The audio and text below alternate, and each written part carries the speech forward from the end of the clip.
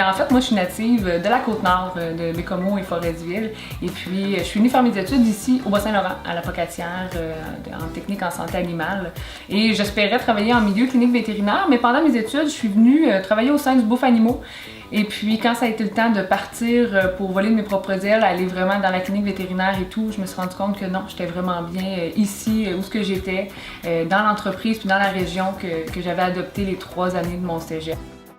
Depuis 7 ans, quand le propriétaire qui avait la boutique depuis les 20 dernières années a décidé de prendre sa retraite.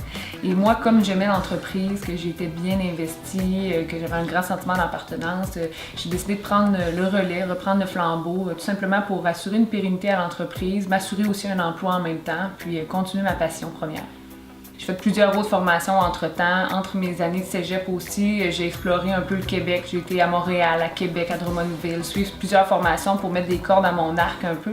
Mais je suis toujours revenue ici pour la beauté de la région puis le monde que j'avais maintenant à cœur en travaillant au sein de l'entreprise. Pour ma part, moi, je croyais pas du tout avoir ça, la fibre entrepreneuriale. Je croyais qu'on devenait entrepreneur en faisant des cours en administration à l'université et qu'à un moment donné, on avait les compétences pour devenir entrepreneur. Et puis, plus j'ai pris de l'engagement dans l'entreprise, plus j'ai pris du lead dans l'entreprise, plus je me suis rendu compte que c'était en fait des aptitudes qu'on avait toutes, des petites caractéristiques que chaque entrepreneur avait en soi. Un désir de croire en un projet, de vouloir mener ces projets-là à terme, etc. Et c'est là que je me suis rendu compte que, ben oui, ça pouvait aussi être conséquent pour moi, que ça pouvait aussi mener à quelque chose. Fait qu'à la base, c'est pas je veux devenir entrepreneur, c'est je croyais en une passion, en un projet et c'est ce qui a fait que la fibre entrepreneuriale a pris sur le dessus sur tout et sur l'entreprise.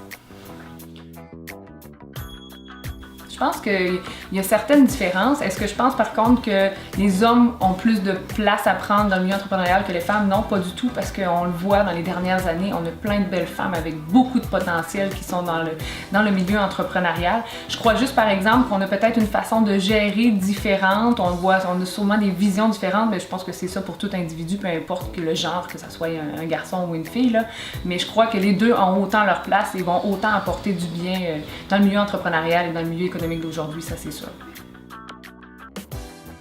En fait, ce que je voudrais leur laisser comme message, c'est de croire en leurs rêves, que toute petite idée vaut la peine d'être menée à terme ou vaut la peine d'être investiguée et que dans chaque échec, il y a une réussite à quelque part, qu'on apprend toujours. Mais j'aimerais ça que les jeunes aujourd'hui se fassent confiance un peu plus parce qu'on en a tous des désirs, on a tous des petits projets, des petites idées et souvent on sous-estime un peu, mais de se lancer dedans puis d'avoir la chance de pouvoir le faire, là c'est ce qui est beau. Là. Je pense que c'est d'y aller à 100%. Puis souvent on apprend à se connaître différemment de ce qu'on croit. Comme je disais un peu tantôt, je pensais pas l'avoir la fibre entrepreneuriale, mais finalement en travaillant un peu, en travaillant dans quelque chose qu'on a à cœur, des fois on peut s'épater puis on peut épater les gens autour aussi. En fait, de remporter le prix du défi Ose entreprendre, c'était justement, comme je disais, c'est le premier pied que j'ai mis dans le monde entrepreneurial. Je commençais, oui, à avoir travaillé sur le projet de racheter une entreprise, c'était beaucoup déjà pour moi, mais là ensuite, c'était comme un rappel à la réalité, là, de dire, ok la grande, t'es vraiment un entrepreneur désormais, on souligne la bonne action d'avoir contribué à la relève et puis là maintenant, voici ta nouvelle réalité.